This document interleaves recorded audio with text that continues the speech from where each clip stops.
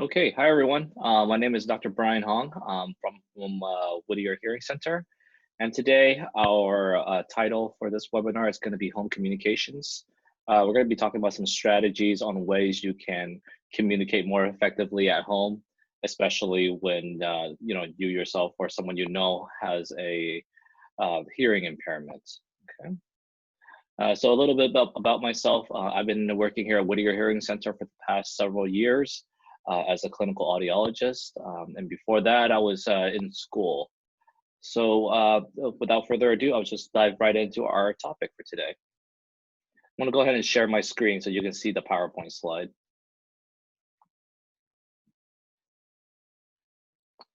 All right.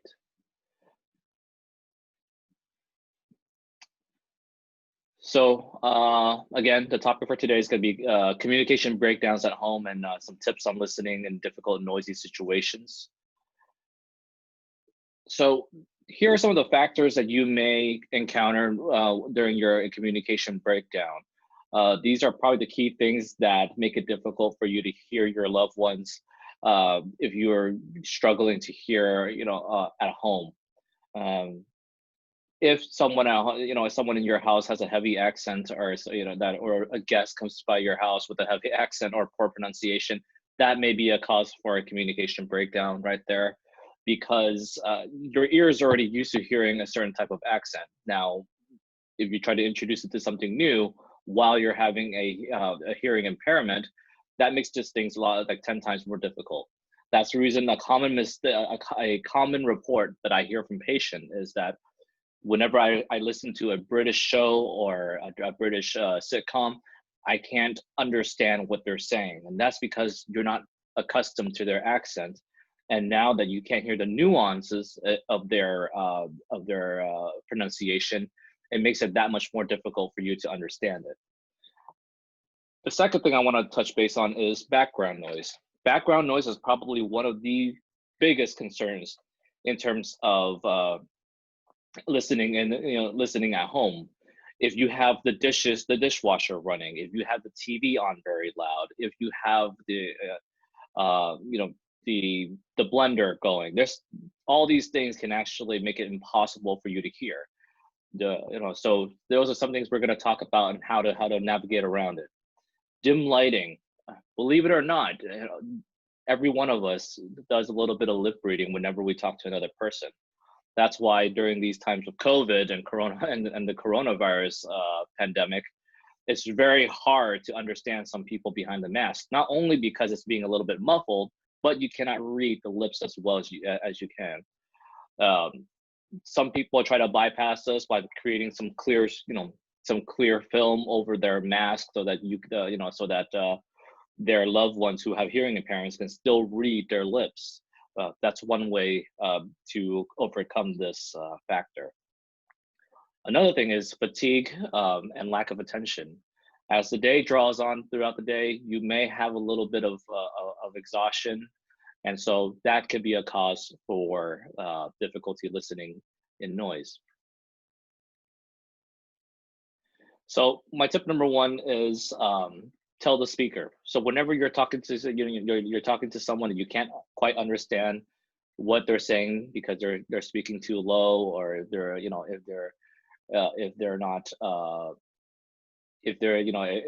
not speaking to the level that you want them to, you might want to tell the speaker, hey, I have a hearing loss. You got to do these things to help me hear a little bit better. You got to be yourself, your self advocate in these scenarios.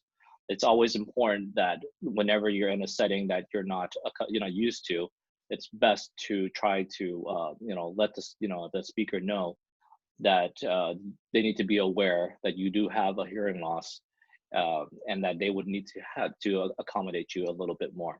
Okay. So my tip number two is to offer repair strategies. Sometimes when we don't hear something, we probably miss out only a certain part of the sentence, not exactly the whole sentence.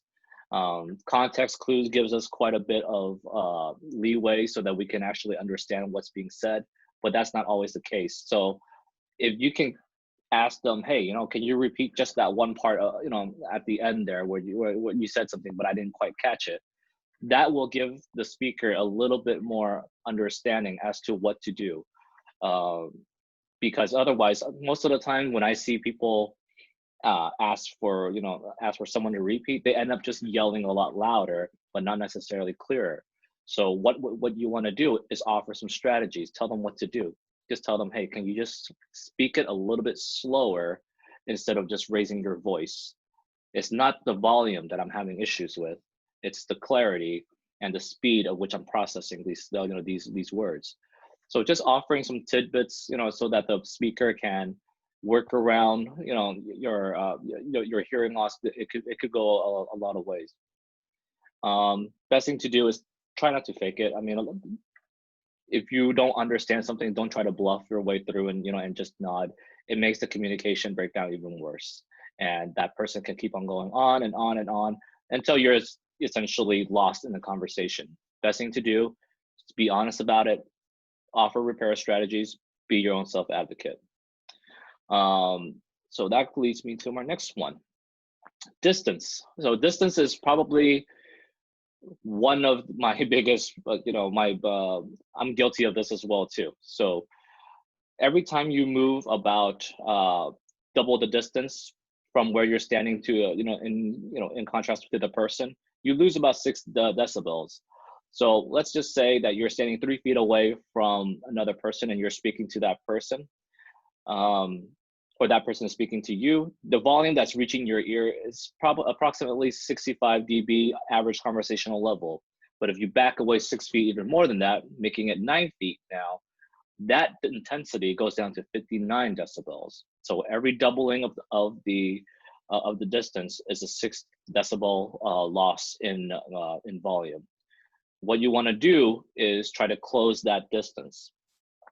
You don't want to be standing far away and just try to yell from across the room, and that's not going to work. There's a lot of things that come into play, such as acoustics, there's other things that come into play, such as acoustics and reverberation that you cannot overcome just by yelling across the room. You got to close the distance. If you can't close the distance, it's going to make it very difficult for you to understand that person. There are very soft phonemes that can only be heard at certain distances. And if you actually try to shout something from further away, it makes it impossible to hear.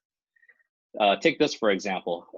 The phoneme that we often use in the English language is the sh phoneme, which is presented as sh. If you try to shout that from at least 30 feet away, you're not going to catch that sound, or you're not going to make out exactly, clearly what it sounds like. Best thing to do, close the distance to about 6 feet, and then you have a much better conversation than if you were going from 30 feet or 20 feet away. Okay. One thing you want to keep in mind is that you always want to face the speaker. If you don't face the speaker, then you lost some decibels there just by line of sight, because every time there's a line of sight, you actually increase the intensity that much more. We also have something called a head shadow effect, which is that sounds that come from certain sides of your head will get to your ears at a softer intensity or a slower timing than usual. So that makes it a little bit more difficult for you to pick out the speech and noise. One other thing you got to consider also is to reduce the background noise. So turn down the TV, the radio, whatever that's going on. If you hear your husband or wife calling out from you from afar, turn everything down, turn your gaze towards them to increase that intensity level. Remember, we're also looking at the lips as well too. So that will help clue you in on what's being said. Turn off that Ninja blender. I don't know how many of you have a Ninja blender, but those things are really, really loud. And if I'm turning that on, chances are I can't even hear anyone, even with my normal hearing. Tell the children to quiet down. Good luck with that, but you got to find some way to minimize the noise as much as possible. Maybe go to a quieter room. One thing I want you to know is that loud noises really do mask out the speech. So if you have an air conditioning that's really loud, it's a very low tone, understandably, but it will mask out some of the higher pitched sounds. For instance, these T's and S sounds If you just provide enough low pitch hums in the background, it will mask out all of the higher pitch phonemes in the English language, making it really difficult for you to understand the sentences. So my next tip, number 5, is to make sure that the room is well lit. Again, to reinforce what I said earlier, every one of us reads lips, with or without hearing loss. And so having the room lit allows the speaker's lips to be very much more visible, so that you can actually make out what the what the words are. For instance, if you have a high frequency hearing loss, you cannot hear the soft consonants as well, like I mentioned earlier. Having you look at the lips and see how the words are formed allows you to make out what the words are. You can fill in the blank. So say I can hear the vowel in between those two consonants of that word, but at the lips, the formation of the lips will help clue me in as to how it's going to sound, coming out of that person's mouth. So that makes a huge difference. So in this picture, you can see that these two individuals are sitting next to the window, allowing for clear visualization of the lips and the facial expressions or verbal cues.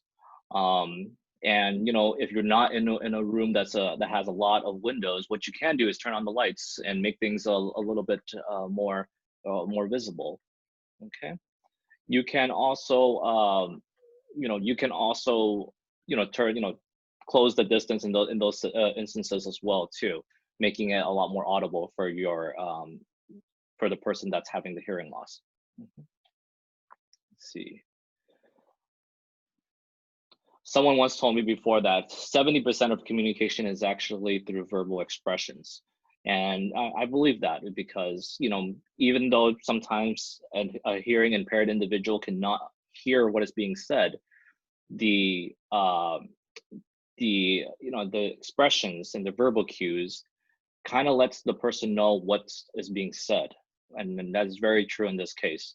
So allowing for visibility of your lips, allowing for visibility of your hand gestures, your facial, your facial expressions and your emotions really do help you with your communication, especially at home.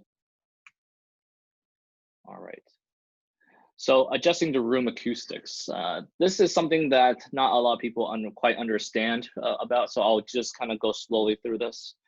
The way sound works is that whenever I speak or a sound occurs, there's an oscillation of sounds, of air particles that spreads throughout the room. Some of these oscillations bounce off the walls, some of them gets absorbed by carpeting. And that's why acoustics is very important to note, because if you are in a room that has a lot of hard surfaces, there's hardwood floors, there's tall ceilings, there's a lot of wooden wooden appliances or furniture, that's going to cause the sound to be very echoey or reverberant, making it difficult for you to hear. People understand their best when they hear the first wave of the sound. So if this room was fully acoustically treated, and there's a bunch of paddings on the walls, there's a bunch of cork frames that are around to absorb the sound, you will have a higher likelihood of receiving that first wave directly to your ears. If there's a lot of hard surfaces, the sound gets rebounded across the room. You'll hear the first wave along with the second wave, third wave, fourth wave, fifth wave, which are also decaying over time as well too. And that's just too much information for a hearing impaired individual to process. Best thing to do is make sure at home you have curtains, you have carpeting, you have couches that are are soft. Wooden furnitures would not be so great, in these instances. Make sure the ceilings are not, too high if you can modify your house. But all these things would usually play a big role in controlling the acoustics. If you have hardwood floors at home, I also recommend getting a rug just to lay over it so that it actually helps soften the sound a little bit more too. Linen tablecloths also work. And these are just some of the examples as to ways you can treat your room acoustically to make sure that it is optimal for your hearing. Again, first wave is the best. All the second, third, and fourth wave are really bad for hearing impaired individuals. So you want to make sure that all the sounds that come, they get absorbed by all these soft surfaces.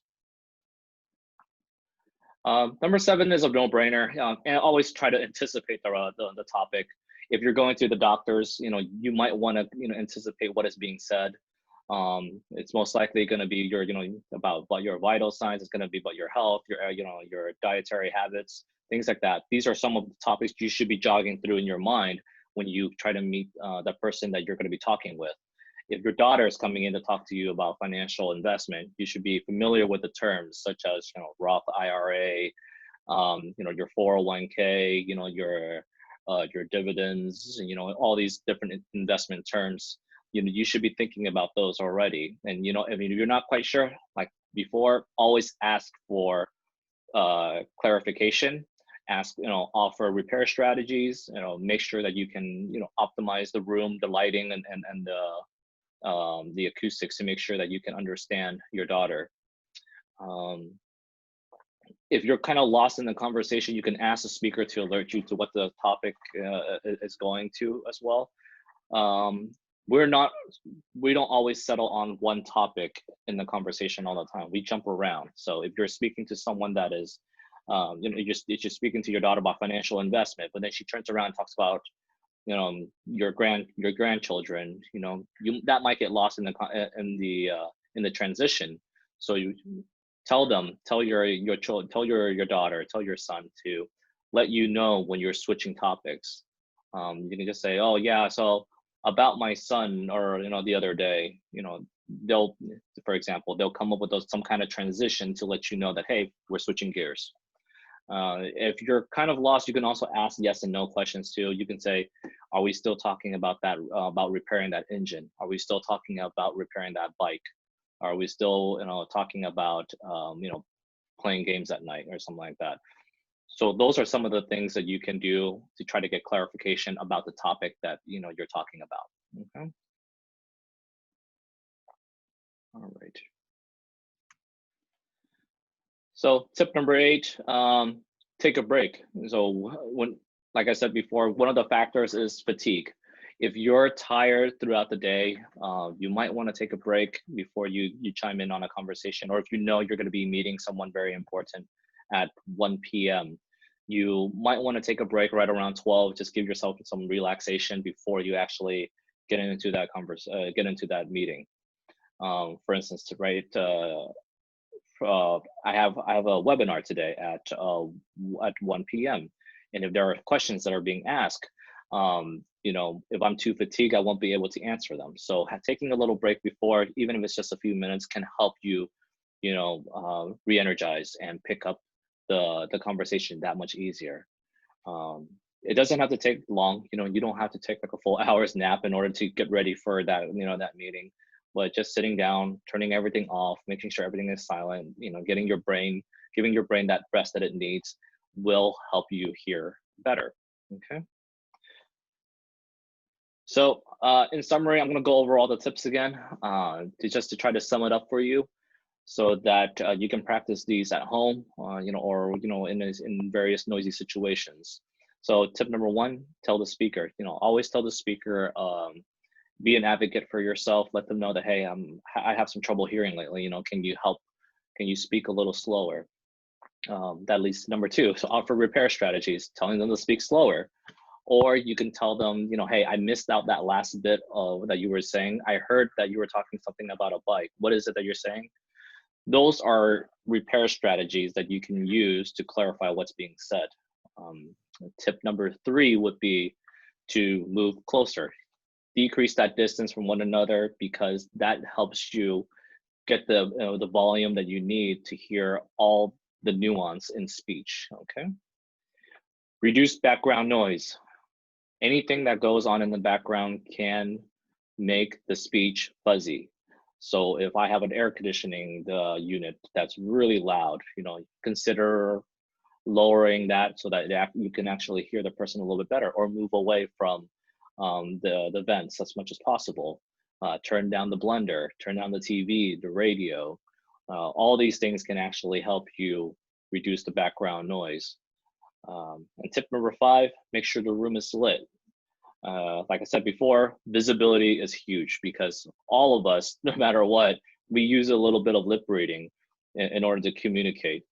Verbal cues and facial expressions play a huge role also. So make sure that you understand that. Tip number, where am I? Tip number 6, adjust the room acoustics.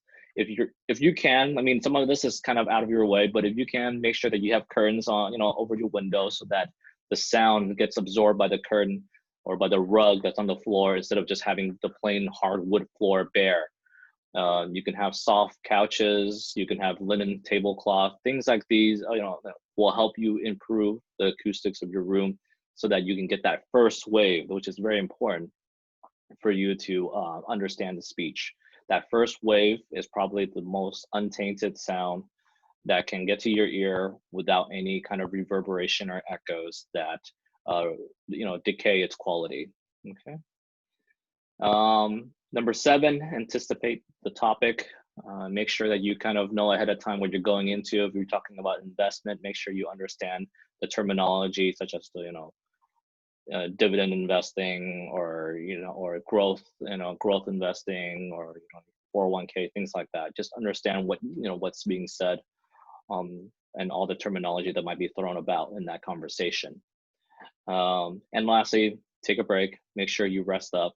Don't always try to concentrate so hard throughout the whole day trying to listen to someone. If you're tired, you can just say, hey, I need to use the restroom real quick. That's probably your best way to break off from the conversation, give yourself a little break. And then when you come on back from your restroom break, you're going to be a lot more keen to understand what other people are saying. If you're just focusing on someone so hard with a hearing loss, you're trying to piece all these different puzzles in throughout the whole conversation, and it gets tiring. So make sure that you always take a break. Okay. Thank you, Brandon, for joining us, and thank you, Liz, for being my co-host for today. Is there anyone that has any questions, including my co-host?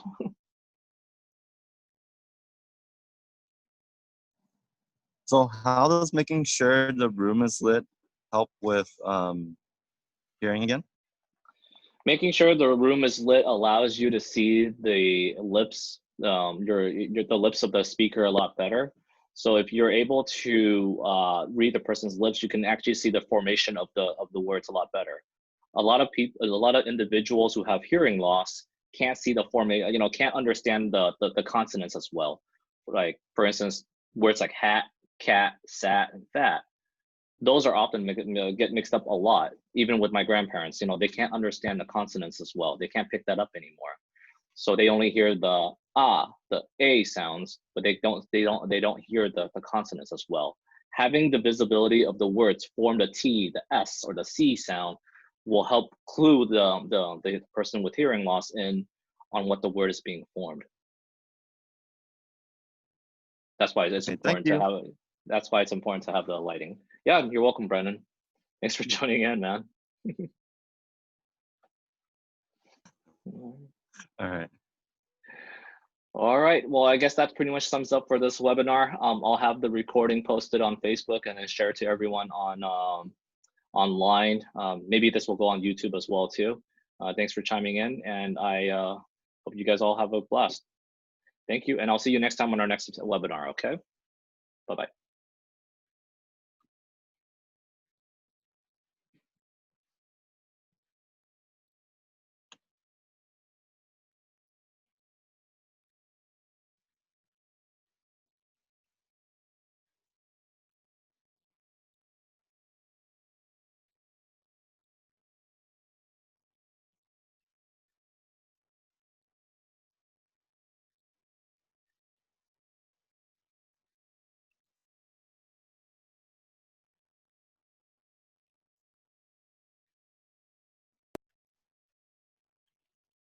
We good?